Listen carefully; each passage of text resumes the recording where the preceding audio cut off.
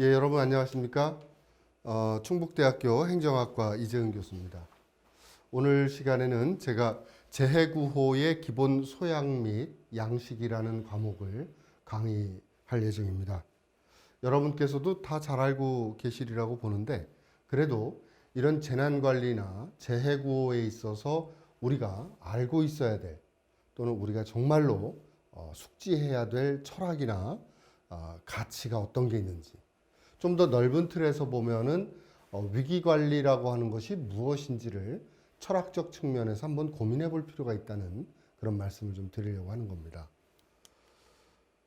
늘 우리 인류 사회는요, 과거 인류가 처음 이 지구상에 탄생한 30만 년 전 또는 40만 년 전부터 지켜온 하나의 가치가 있습니다. 즉, 우리 인류가 탄생하면서부터 지금까지 우리는 왜 살고 있는가? 그리고 우리가 존재하는 이유는 무엇인가에 대해서 고민을 해야 됩니다. 특히 우리가 개인도 개인이지만 조직이라든지 또는 사회, 국가가 존재하는 이유는 무엇인가? 아마 생각해 보지 않으셨을 겁니다. 그러나 우리는 분명히 지금 살고 있고, 내가 여기서 어떻게 살고 있을까? 이 지구상에 수많은 생명체들이 있어 왔지만 생명체 자체가 사라지는 경우도 많이 있거든요. 그런데 인류는 굉장히 나약한 존재임에도 불구하고 굉장히 오랜 세월을 살아왔습니다. 그리고 지금은 이 지구의 주인이 된 거죠. 예를 들면 우리 인류의 탄생을 한번 보세요. 말이라든지 소라든지 강아지, 이런 호랑이도 좋고요. 이런 동물들은 태어나서 몇 시간 안 돼 가지고 네 발로 우뚝 서서 걷습니다. 그리고 혼자 먹을 걸 찾아서 먹기도 하고, 그렇게 자연의 위기를 극복해 나가는 능력을 갖춘 거죠. 근데 인간을 한번 보세요. 태어나서부터 1년이 될 때까지 거의 걷지도 못합니다.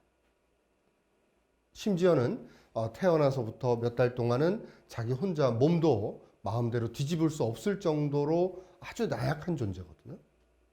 특히 지금 같은 현대사회에서는 아주 좋은 주거 환경, 아파트나 단독주택에서 추위와 바람과 비를 피하면서 살고 있거든요.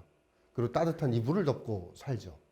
그러나 불과 2000년 전, 1000년 전, 500년 전만 한번 생각을 해보세요. 우리 인류는요, 그렇게 편안하게 살아오지를 못했던 겁니다. 그런데도 불구하고 이 인류가 태어나서부터 지금까지 우리 종을 이끌어오고 유지해왔다. 이것 정말 대단히 어려운 부분이에요. 즉, 수많은 위기들을 다 극복하고 관리하고 했기 때문에 지금까지 온 것이지, 그러지 않았다면 아마 인류는 벌써부터 예전에 사라졌을 것이다, 이렇게 보는 겁니다. 자, 그러면 아기가 태어났다고 한번 생각해 보죠. 10,000년 전에 하늘에서는 따뜻한 햇볕이 딱 비춰주고, 또 추울까봐 새가 날아와서 깃털로 아이를 덮어주고, 또 동물들이 와서 자기 털로 아이를 감싸주고, 또 젖을 먹여주고 했을까요? 아니면 아주 먹을 것이 생겼다고 좋아하면서 맹수들이 뛰어 달려왔을까요? 아마 전자는 아닐 거예요. 후자일 겁니다. 그렇다면 그렇게 수십만 년을 오랫동안 많은 어려움을 극복하면서 살아왔는데, 그럼에도 불구하고 그 힘든 과정에서도 인류 사회가 지켜온 하나의 보편적인 가치가 있더라는 거죠. 그 가치를 지켰기 때문에 우리끼리 서로 협력해서 살아왔고, 또 다른 어떤 생명체보다도 우월한 힘을 갖게 된 거죠. 그게 과연 무엇일까? 즉, 우리 인류가 조직을 만들든 사회를 만들든 국가를 만들든 지켜온 가치, 그거는요, 바로 이겁니다. 인류 사회가 지켜온 보편적 가치는 인간의 존엄성에 대한 존중, 살아있는 사람이든 죽은 사람이든 그 인간에 대한 존중을 지켜왔던 거죠. 그리고 인간의 생명에 대한 존중, 함부로 다른 인간을 죽이지 않았다는 거예요. 또 해를 끼치지 않고 인간이기 때문에 스스로 서로에 대한 생명을 지켜주고 유지해야 하는 그런 가치를 갖고 왔다는 겁니다. 그리고 지금도 다른 사람의 목숨을 빼앗거나 다른 사람을 다치게 하거나 하게 되면요, 법에 의해서 중벌을 받습니다. 그게 바로 인류 사회의 보편적 가치를 계속해서 우리가 지켜오고 있는 겁니다. 세 번째는 인간의 근본적 권리에 대한 존중이에요. 다른 사람의 행복 추구권, 다른 사람의 자유권, 다른 사람의 주거권, 다른 사람과의 평등권, 이걸 늘 지켜왔다는 거죠. 그리고 지키기 위해서 투쟁해왔고 지금과 같은 자유민주주의 국가를 건설하게 됐던 겁니다. 이것이 인류 사회가 지금까지 지켜온 보편적 가치이고 그런 맥락에서 우리의 인류는 살아왔다는 거죠.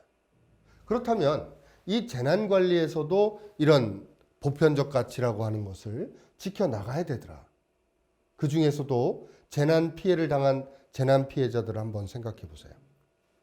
그분들이 어떤 천벌을 받을 만한 잘못을 한 적이 있나요? 그냥 가족들과 행복하게 살아왔고 아무런 죄를 지은 것도 없고 그럼에도 불구하고 어느 날 태풍이나 지진이나 쓰나미나 또는 어떤 폭설이라든지 이런 자연재난으로부터 엄청난 피해를 받기도 하고 또 때로는 붕괴, 폭발, 침몰, 추락과 같은 인적 재난으로부터 또 가족이 죽거나 내가 죽거나 또는 다치거나 또는 내 재산의 일부를 잃어버리거나 또는 요즘과 같은 코로나19로 인해서 생명을 잃거나 건강을 해치는 이런 일들이 벌어지거든요. 즉 그렇게 억울하게 또는 어쩌면 아무런 죄가 없이도 이런 피해를 당한 분들을 위해서 우리가 함께 하고 함께 돕는다는 이 재해구호야말로 인류 사회의 보편적 가치를 추구하는 것이다. 이렇게 보는 겁니다. 그러면 이런 가치와 철학에 입각해서 보면 각종 재난을 관리하고 또 극복해 나가는 이 위기관리, 이 위기관리란 우리가 뭐라고 정의를 내릴 수 있을까요? 많은 사람들이 개인의 어떤 사업을 하다 어려움에 닥치거나 또는 사소한 문제들 해결하거나 또는 개인이 어떤 경찰에 갈 일이 생기거나 구속될 위기가 생기거나 이런 일이 벌어지면요, 위기 관리해야 한다고 그래요. 맞죠? 위기 관리해야죠. 그러면 이 공공부문에서 국가적 차원에서의 위기 관리가 과연 개인 수준의 위기 관리와 같은가? 우리가 자칫하면요, 정권을 유지하기 위해서 또는 자신의 정치적 생명을 이어나가기 위해서 자신의 정치적 권력을 더 확대하기 위해서 타인을 억압하거나 하는 것까지도 위기관리로 본다면 이건 위기관리라는 말은 우리가 정말 학문적으로 사용해서는 안 되는 거죠. 그렇다면 우리가 사용하고 있는 이 위기관리란 무엇인가? 바로 인간의 존엄성을 존중하고 구현하기 위해 노력하는 과정이다. 어떤 국가도 어떤 기업도 어떤 조직도 구성원의 생명과 재산과 건강을 위협하면서 정책을 수행하거나 일을 해나간다면 그걸 못하게 하는 것이 오히려 뭐다? 위기관리다. 이런 말씀이에요. 즉 인간의 존엄성을 훼손하는 회장이 있다면 화살을 쏘거나 또는 타인으로 하여금 동물을 죽게 만들거나 또는 나쁜 짓을 하게끔 시킨다거나 하는 것은 그것을 못하게 하는 게 위기관리다라는 거죠. 즉 타인의 권리를 지켜주고 생명을 지켜주고 존엄성을 유지하게 해주는 것. 그게 바로 위기관리지 자신의 이익을 보존하기 위해서 남을 해치거나 이런 것은 위기관리가 아니다라는 말씀을 드리는 겁니다. 따라서 위기관리라고 하는 것은 인간의 존엄성과 인간 생명에 대한 존중을 통해서 인류가 추구하는 보편적 가치를 지키는 것, 이게 바로 위기관리라고 이야기하는 겁니다. 많은 사람들이 착각을 해요. 국회에서 또는 선거에서 자기가 질까봐 또는 이기기 위해서 모략을 하고 전략을 짜고 하는 것이 다 위기관리라고 보는데, 우리는 그건 위기관리가 아니다라고 단호하게 이야기할 수 있는 판단의 기준입니다. 오늘날에 와서도요, 과거와 다르게 군사 중심의 개념으로만 봤었어요. 6.25라든지 연평도 포격 도발 사건이라든지 하는 것, 또는 무장공비 난파, 이런 전통적인 군사적인 안보를 위협하는 게 국가 위기로 봤던 시대가 있었죠. 그러면 오늘날에 와서는 왜 재해구호, 재난관리 이런 것도 역시 위기관리가 되느냐 하면요, 바로 이 안보의 개념이 바뀌었기 때문인 겁니다. 옛날에는요, 불과 옛날도 아니죠. 2004년도 이전까지만 해도 불과 16년 전 이전만 하더라도 대한민국에서의 국가 위기는 군사적 안보 개념 속에서만 봤기 때문에 군사적인 충돌이나 테러리즘까지만 국가 위기로 봤습니다. 청와대에서도 그랬고 많은 정부 부처에서도 다 그랬어요. 그때만 해도 재난은 위기라고 생각도 안 한 거예요. 재난이 어떻게 위기가 됩니까, 교수님? 하는 이야기를 제가 2003년도까지만 해도 많이 들었습니다. 그러나 한번 보세요. 하룻밤 사이에 아주 대규모 태풍이 지나가면서 대한민국에 쏟아낸 피해 액수가 자그마치 100억 불입니다. 그게 2002년도 태풍 루사예요. 좀 더 정확하게 말씀드리면 직접 피해액이 100억 불이고요. 간접 피해까지 하면 150억 불 이상이 되는 겁니다. 이 어마어마한 수치죠. 그게 국가 위기가 아니냐 이렇게 보는 거예요. 또 더 나아가면 2001년도에 9.11 테러가 있었습니다.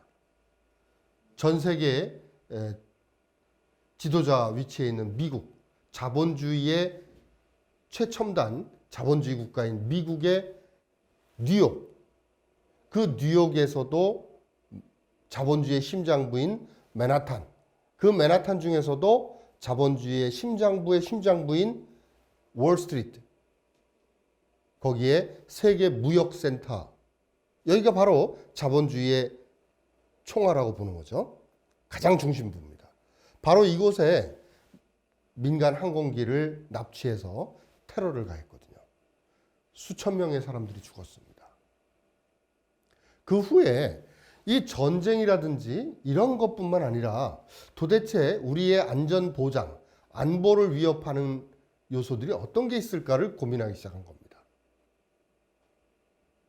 과거처럼 소련이 핵무기를 쏴야만 그게 위기냐? 아니면 허리케인이라든지 토네이도라든지 얼스퀘이크, 지진이라든지 쓰나미라든지 또는 감염병, 도대체 위기의 범위가 어디까지냐 하고 추적을 해보니 이제 그 위기의 종류를 나열하기에 앞서서 안보의 개념을 새롭게 정립하자 해서 전통적 군사안보에서 포괄적 안보라는 개념으로 세큐리티, 안보의 개념이 바뀐 겁니다. 자, 여기서 포괄적 안보라는 말은 조금 낯서실 거예요. 우리가 이것저것 모든 것을 다 포함한다 할 때 포괄한다라는 말을 씁니다. 포괄한다.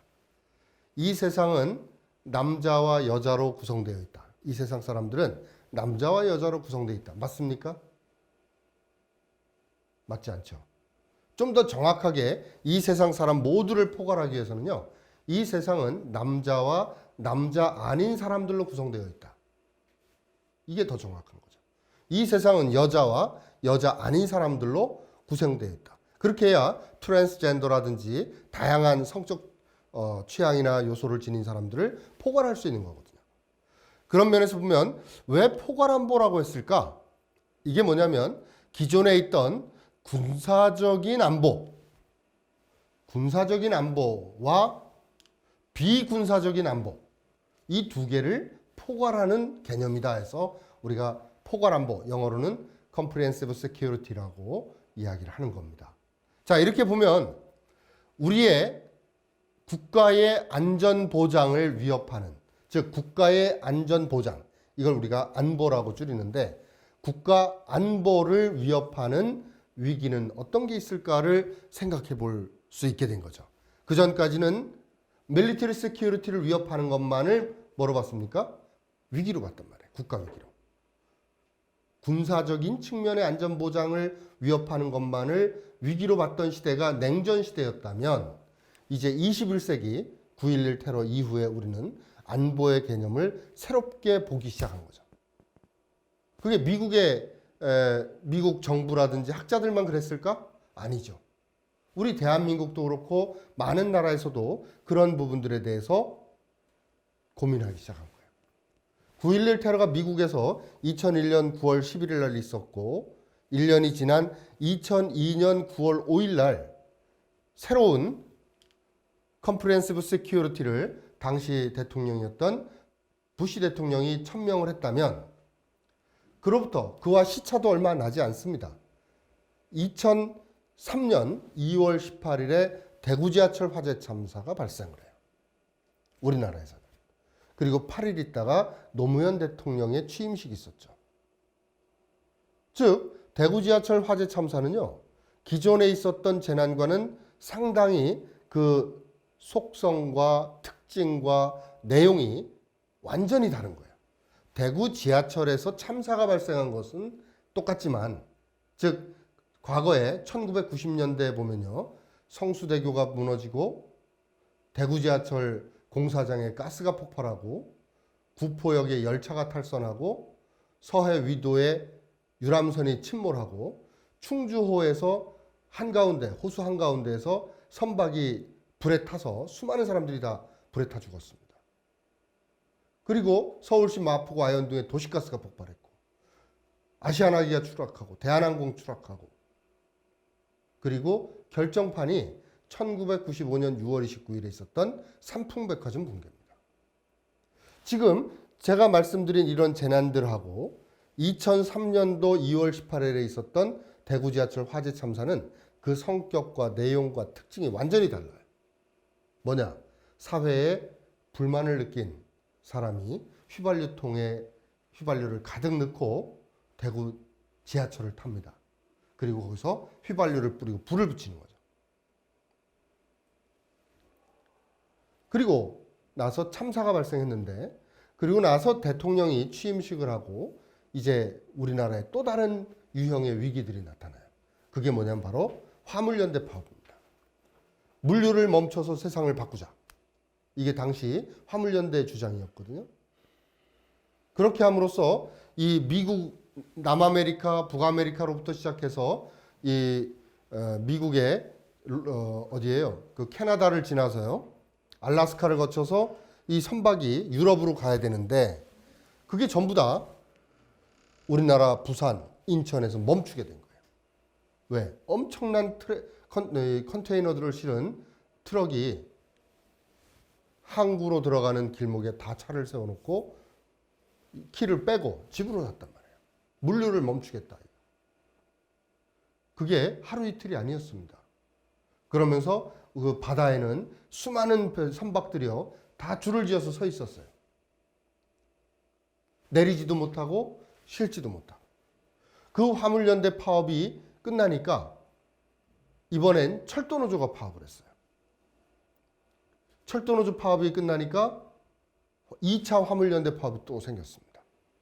사패산 터널 문제라든지 부안 사태, 여러분들 다 기억할 겁니다. 그리고 사스, 그리고 조류 인플루엔자, 이런 과거와는 완전히 다른 성격의 새로운 유형의 위기들이, 재난들이 발생을 하게 된 거죠. 이제 그런 맥락에서 보니까 우리나라에서도 과거에 북한이나 또는 그 주변국에서의 군사적 침략에 대해서만 위기 관리를 해야 된다 하고 대책을 세웠는데, 보니까 이 군사적인 위협 말고도 자연재난, 인적재난, 또 국가 핵심 기반 마비 재난, 이런 우리가 기존에 보지 못했던 새로운 유형들의 재난들에 대해서도 대책을 세우고 위기 관리를 할 필요성을 느끼게 된 거죠. 그렇게 함으로써 이제 우리는 포괄적 안보 개념이라는 것을 착안하게 됩니다.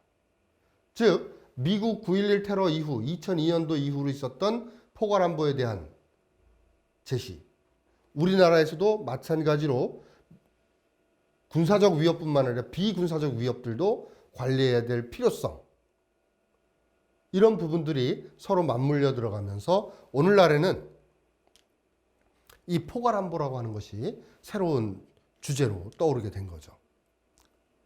그럼 이런 포괄적인 안전 보장의 개념 속에서 국가 위기를 어떻게 도출할 것이냐 하면 바로 이거예요. 국가 위기는요, 국가란 무엇인가? 여기에 대한 정의부터 시작을 해야 돼요. 우리 인류의 지혜의 등불이라고 하는 소크라테스, 그 소크라테스가 소크라테스는 사실 책을 쓰지 않았습니다만 그 제자인, 수제자인 플라톤이 소크라테스의 이야기들을 전부 다 글로 남겼어요. 그 중에 하나가 플라톤의 국가론입니다. 그 국가론에 보면요, 국가란 무엇인가에 대한 질문이 나와요. 거기에 대해서 소크라테스가 이렇게 얘기하죠. 국가는 국민과 영토와 주권으로 만들어진 하나의 공동체다, 이렇게 얘기해요. 거기서 이제 국가 구성 요소가 되는 겁니다. 그러면 국가 위기란 무엇인가 하면요, 국가를 구성하는 국민, 영토, 주권의 안전 보장을 위협하는 것, 그게 뭐냐면 바로 국가 위기다, 이런 얘기예요. 즉 국가를 구성하는 국민들의 생명과 재산과 건강의 안전을 위협하는 것, 그것이 국가 위기가 된다 이거죠.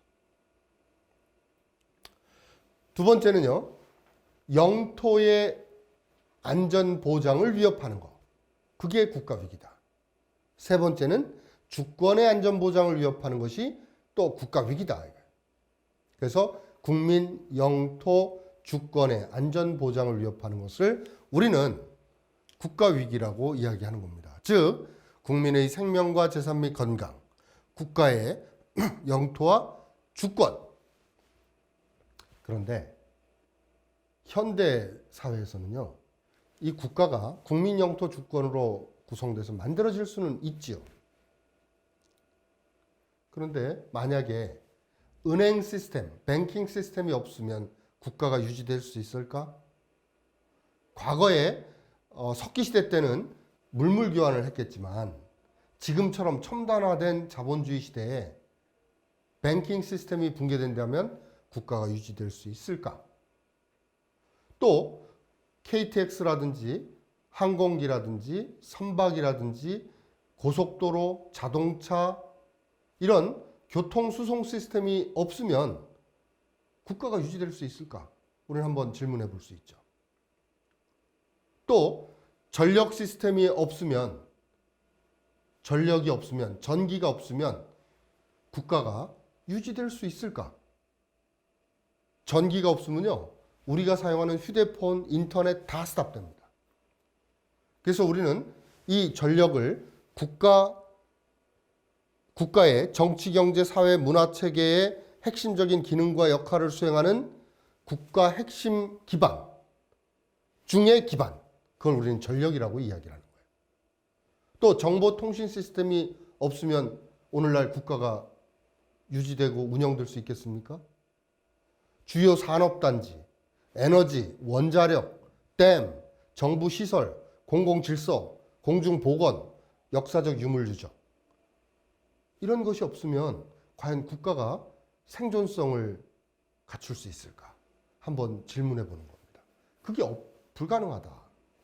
이제 그런 면에서 본다면 과거에는 국가 구성 요소를 국민, 영토, 주권이라고 했지만 오늘날에는 이 세 가지에다가 핵심 기반을 하나 더 넣는 겁니다. 크리티컬 인프라스트럭처라고 그래서.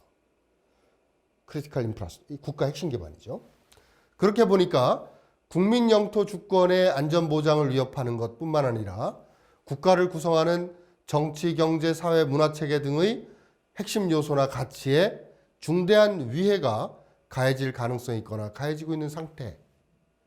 이게 바로 국가 위기라고 우리가 정의를 내리는 겁니다. 그렇다면 이제 국민의 생명과 재산 및 건강을 위협하는 것에 어떤 것들이 있을까? 첫 번째는요. 우리 국민들이 일상생활 속에서 살아갈 때 일상생활 속에서 우리의 안전을 위협하는 요소들이 있습니다. 그걸 우리가 국민 생활안전 위기다 또는 국민 생활 위기다 이렇게 이야기할 수 있고요. 또 하나는 우리 국민의 일상생활 바깥에서 우리의 안전을 위협하는 게 있어요. 그렇죠? 우리가 만지거나 하지는 않는데 다른 요소들에 의해서 오는 경우, 그걸 우리가 재난위기라고 합니다. 세 번째는 기존의 영토와 주권의 안전보장을 위협하는 군사안보 위기가 있고, 네 번째는 핵심 기반 마비를 가져오는 핵심 기반 위기가 있다.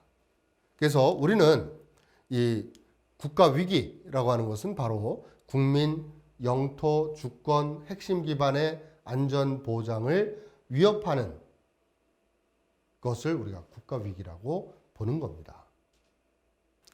자, 그렇다면 이제 우리나라 재난관리, 재해구호를 살펴봐야 되는데 이 재해구호의 전 단계가 이제 재난관리 단계거든요.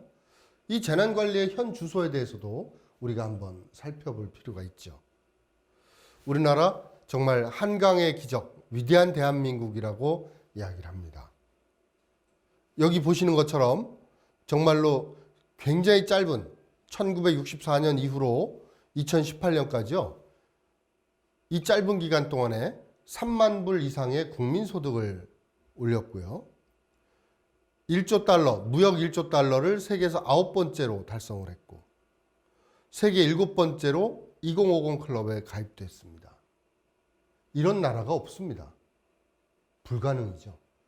이렇게 빨리 성장을 했는데 그렇다면 그럼에도 불구하고 우리 국민들은 대단히 불안한 하루하루를 살아가고 있는 거죠. 10만 명당 안전사고 사망자 수가 거의 우리가 하위권에 속하고요. 교통사고 사망자 수도 거의 이건 상위권에 속하죠. 안전사고 사망자, 교통사고 사망자 다 높아요. 산재 사망자는 주요 선진국 대비 2 내지 3배 수준에 달하고 있습니다. 거기다가요, 며칠 전에 보도된 바에 따르면 하루에 우리나라에서 자살로 생을 마감하는 사람의 숫자가 37.8명입니다. 하루에. 그렇다면 열흘이면 몇 명인가요? 378명이 자살을 합니다. 100일이면 3,780명이 죽어요. 1년이면 12,000, 13,000명이 죽습니다. 그러면 그게 한 해 동안 있었던 딱 한 해만 그랬는가? 과거에는요, 하루에 43명까지 죽었습니다. 자살로. 내 이웃들이 그렇게 생을 마감하는 비참한 상황이 온 거죠. 그리고 수많은 사람들이 자기가 원하지 않았던 재난으로 인해서 피해를 당하는 그런 사회다. 유사한 사고들이 반복적으로 유사한 원인에 의해서 계속해서 피해를 입고 있고요. 안전 취약성이 점점 높아지고 있습니다. 특히 고령 인구가 이제 2026년 불과 5년 정도 남았는데 초고령 사회로 갑니다. 65세 이상 인구가 전 인구의 20%가 넘는 겁니다. 5명 중에 1명이에요. 그렇다면 나머지 4명이 1명을 같이 먹여 살려야 되는데 그 나머지 4명 중에는 어린이, 초등학교, 중학교, 고등학생들도 많습니다. 이제 새로운 형태로 갔고 또 하나는 고령 인구가 많다는 얘기는 안전에 굉장히 취약하다는 말씀을 드리는 겁니다. 또 수많은 SOC들이 사회 기반 시설들이 이제 노후화되기 시작을 했어요. 1988년 서울 올림픽을 준비하면서 수도 서울에 어마어마한 최첨단 빌딩이나 다리, 교량을 건설하고 지하철을 만들고 고가를 만들고 했는데 이게 벌써 30년이 훅 지나갔습니다. 또 국민의 안전에 대한 요구는 점점 높아지고 있습니다. 헌법에 반드시 담아야 할 기본권이 있다면 무엇인가 했더니요. 1등이 안전권이에요. 2등이 생명권입니다. 이게 두 개만 합쳐도 52%가 넘습니다. 그리고 세 번째가 환경권입니다. 네 번째가 건강보건권이에요. 자, 이 얘기는 뭐냐면 건강보건권, 환경권, 생명권, 안전권 다 하면 재난관리, 위기관리 제대로 해라. 이런 얘기입니다. 또 그만큼 불안하다는 얘기거든요. 또 역대 대형 사고들을 보면 삼풍백화점 붕괴, 대구 지하철 화재 참사, 구미 불산 노출, 세월호 침몰 이 모든 것들이 유사한 문제들이 계속 반복적으로 발생을 한 결과다. 법제도가 미비하고 안전점검이 부실하고 인프라가 부족하고 교육, 안전에 대한 교육이나 문화가 미흡하다는 걸 이야기해 주는 겁니다. 따라서 우리 사회 곳곳에 여전히 수많은 위험 요소들이 상존하고 있다는 것을 우리는 알 수 있고 그게 현재 우리 사회의 재난관리의 현 주소라고 이야기를 할 수 있는 겁니다. 그렇다면 이제 재난관리와 재해구호가 나아가야 될 방향은 어디인가? 여기에 대해서 살펴볼 필요가 있죠. 저는 5가지를 이야기를 하는 겁니다. 첫 번째가 올바른 가치가 있어야 되고 가치와 철학이 정립이 돼야 되고 두 번째는 그런 가치와 철학을 구현해 나갈 수 있는 제도가 만들어져야 되고 세 번째는요. 그걸 제대로 구현할 수 있는 이끌어갈 수 있는 리더십이 있어야 된다. 네 번째는 헌신적으로 국민의 안전 또 재난관리, 위기관리, 재해구호에 대한 헌신이 있어야 된다.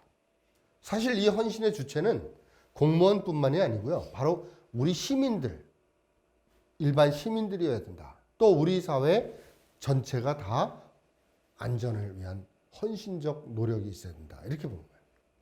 그리고 5번째는 이러한 것을 제대로 하기 위해서는요. 무엇보다도 전문성에 입각해야 된다. 이렇게 5가지를 저는 말씀드려요. 이 5가지는 어떻게 해서 제가 그 고민을 풀어내게 됐냐면 하나의 사회 시스템이 작동이 돼서 나가는 데는 투입이라고 하는 요소들이 있습니다. 투입 요소가 있죠. 그리고 어떤 전환 과정을 거쳐서 산출물을 냅니다. 그리고 그 산출물이 다시 투입에 영향을 준다. 이게 그 유명한 시스템 모델이에요. 하나의 사회 시스템을 설명할 때 우리가 그 체계모형을 활용하는 거죠. 그런데 유럽의 위기관리나 안전선진국, 미국, 일본, 다른 나라들과 이렇게 비교를 해보면요.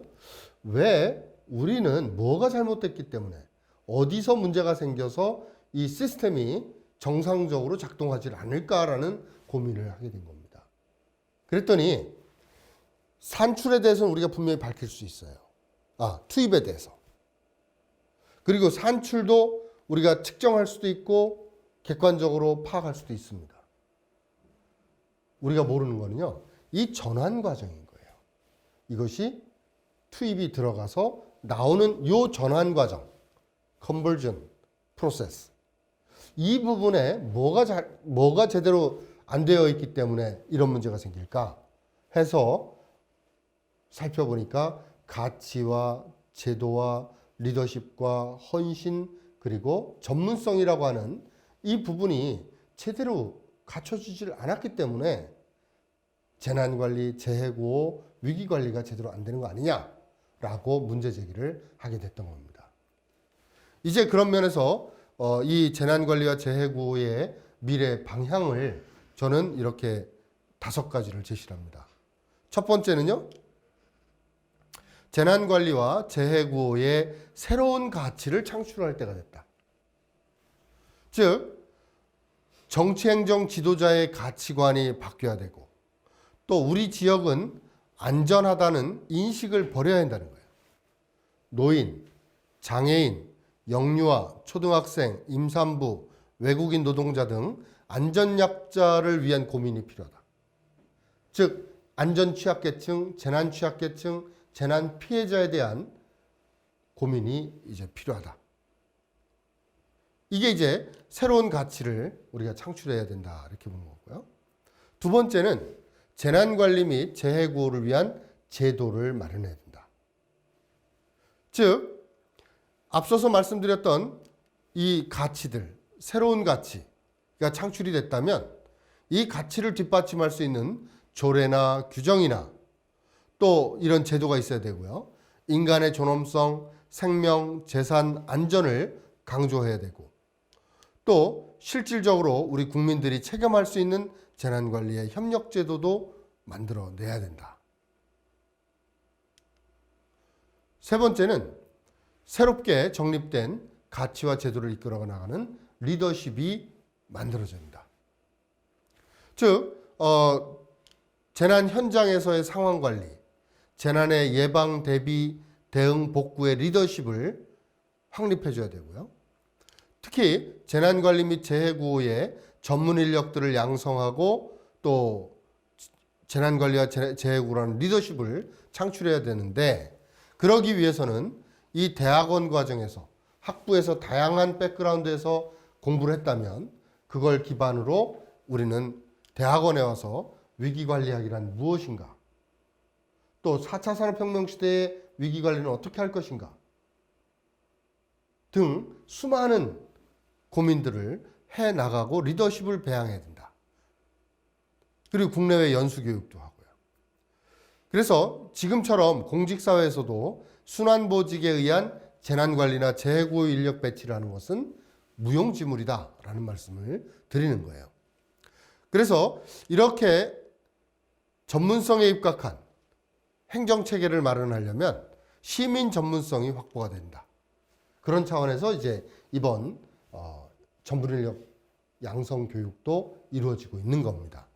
재난관리나 재해구호와 관련된 구호, 교육, 훈련, 연습이 필요하고 또 재난관리 업무를 수행한 경험이 필요하고 대학과 연계한 재난관리 및 재해구호가 이루어질 때 비로소 이런 것들이 가능하게 된다. 네 번째는요. 시민이 안전사회를 만드는데 앞서서 나가야 되고 또 재난 피해자 돕기에도 헌신을 해야 된다. 예를 들면 시민이 직접 수행하는 이재민 돕기 운동입니다. 정부에서 재난 피해자를 돕는 데는 한계가 발생하고 사각지대가 발생을 해요. 왜냐? 정부는 정부 재정 지출이라든지 정책 수행에 있어서 법 집행에 있어서 형평성을 유지해야 되기 때문에 똑같이 해줘야 됩니다. 그런데 재난 피해자들을 보면요. 각자의 경제적 상황이나 가족의 상황, 재산 상황에 따라서 각자가 처한 입장이 다 달라요. 그걸 정부는 맞춤형으로 다 해줄 수가 없는 거죠. 그럴 때 누가 그걸 해야 되느냐면 바로 우리 시민들이 자발적으로 재해구호 거버넌스를 구성해서 해야 된다. 예를 들면 이재민 사랑본부 벌써 만들어진 지 15년이 됐죠. 2002년도, 3년도에 제가 이 충북대학교에 2000년도에 교수로 왔는데 와서 계속 이론 공부를 하다가 2002년도, 3년도부터는 현장을 나가기 시작을 했습니다. 재난 현장의 문제점이 무엇일까? 그래서 당시 제자들하고 같이 나갔어요. 가서 봤더니 다리가 무너지고 건물이 부서지고 농토가 유실되고 매몰되고 했는데 거기에 대해서 정부에서 많은 제도적 지원들이 나오고 대책들이 있어요. 그런데 정작 사람에 대해서는 아무런 지원이 없더라는 걸 그때 봤습니다. 그래서 재난 피해자, 사람을 위한 재구호 정책이 만들어져야 된다 해서 계속해서 주장하고 논문 쓰고 그리고 많은 뜻있는 분들과 함께 이재민 사랑본부를 만들게 됐던 겁니다. 지금은 많은 분들이 이제 더 많은 분들이 함께 회비도 내고 그 회비를 갖고 어려운 사람도 도와주고 또 사업도 하고 그 사업비를 만들어서 또 도와주고 하는 일을 하게 되는 거죠. 또 전국재해구협회도 마찬가지입니다. 이 재해구협회도 이제 벌써 설립된 지 50년이 다 돼가죠. 60년이죠. 60년. 이 오랜 세월 동안 이 전국재해구협회도 재난 피해자를 돕기 위해서 모금 운동을 하고 도움을 줘왔습니다. 이렇게 안전한 사회를 만들기 위해서는 자발적인 재해구호 거버넌스를 구성하고 재난관리와 재해구호에 주민자치협의회, 지역자율방재단, 소비자단체, 적십자사 이런 민간기구들이 함께하면서 어려운 사람을 도와주고 그런 어려운 일이 발생하지 않도록 함께 노력하는 틀을 우리 스스로 만드는 것이 필요하더라. 제가요, 처음에 이재민 사랑본부를 만들 때 어떤 일이 있었냐면 2005년도에 독일, 프랑스, 미국, 일본, 한국 5개 국가의 재해구호 시스템을 국제 비교하는 연구를 했었습니다. 그때 제가 독일을 가서 깜짝 놀랐어요. 독일에 갔더니 이 재난 피해자를 돕는 구호단체가 있는데 인터뷰를 하는 과정에서 알게 됐어요. 그 구호단체의 역사가 몇 년이 됐습니까? 이렇게 물었더니 600년이 됐다고 하는 얘기를 들었어요. 혹시 제가 그 통역이 잘못 얘기한 거 아닌가 하고서 다시 한번 물어봤습니다. 이 조직의 역사가 몇 년이 됐습니까? 했더니 600년이 됐다는 거예요. 할아버지의 할아버지의 할아버지의 할아버지부터 그 옛날부터 십시일반으로 회비를 내고 기부금을 내고 하면서 어려운 이웃들을 도와주는 이 재구호단체를 만들고 독일이라는 역사보다도 훨씬 오래된 우리 조선시대 이전부터 구호를 시작했던 거죠. 그게 민간의 자발적인 노력으로 시작이 됐던 겁니다. 그래서 그때 이제 제가 귀국을 해가지고 이렇게 600년간은 단체를 한번 만들자 해서 시작이 됐던 게 바로 이재민 사랑본부라는 겁니다. 이제 5번째는 재난관리 및 재해구호의 전문성 부분이에요. 재난의 예방, 대비, 대응, 복구 이게 재난관리 과정 아닙니까? 그리고 여기에 재해구호 등 전문가를 양성해야 되는데 전문 지식과 기술과 경험이 풍부한 전문가를 필요로 하고요. 특히 그 시군의 지리적, 지역적 안전 영역의 특성과 이재민 특성을 이해하고 숙지하는 전문가를 양성해야 된다. 처음부터 말씀드렸던 것처럼 전국적으로 널리 형평성 있게 공정하게 하는 것보다도 그 특수한 아픔을 이해하고 치유하고 도움을 줄 수 있는 그런 전문가가 필요하다는 거예요. 또 재난 현장에서의 재난 피해자를 이해하고 도와줄 수 있는 전문가를 양성해야 된다. 또 한 가지는 재난이 없는 평상시에 재난관리와 재해구호 기관 간의 협력을 이끌어내고 실제 상황을 준비하는 전문성이 있어야 된다. 따라서 재난이 있을 때만 움직이는 것이 아니라 평상시에 안전약자와 재난 피해자, 재난 취약계층을 도와주는 재해구호 활동 및 MOU 등을 해야 된다. 미리미리 준비를 하고 그 결과가 피해자를 돕는 재난 피해 발생 후에 구호로 연결이 돼야 된다는 말씀입니다. 이렇게 이제 위기 관리의 철학과 가치, 재난 관리와 재해 구호의 방향, 이런 부분들을 우리가 기본 소양으로 숙지하고 있다면 아무래도 똑같은 활동을 할 때도 좀 더 진지하게 그리고 배려심을 갖고 구호에 임할 수 있지 않을까 하는 생각에서 오늘 강의를 준비했습니다. 이상입니다. 감사합니다.